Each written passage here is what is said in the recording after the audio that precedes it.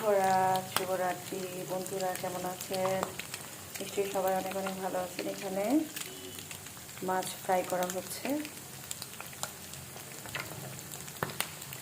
আর এখানে হচ্ছে মাছের ডিম আছে, মাছের পেটা আছে। এটা কিন্তু ভেজে খেলে অনেক ভালো লাগে, তাই না বন্ধুরা? বলুন, আমার কাছে শুকনো মরিচ দিয়ে খেতে তো আরও বেশি ভালো লাগে। তো মাছটা ফ্রাই হচ্ছে, একটু পরে মাছটা উঠে ফেলবো আস্তে আস্তে করে। 2 দিন পরেই তো ঈদ, সবাইকে ঈদের শুভেচ্ছা, অগ্রিম শুভেচ্ছা জানাচ্ছি। ঈদ মোবারক।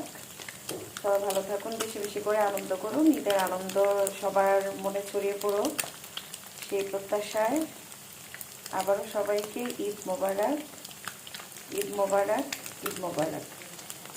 সবাই ভালো থাকুন। আল্লাহ হাফেজ।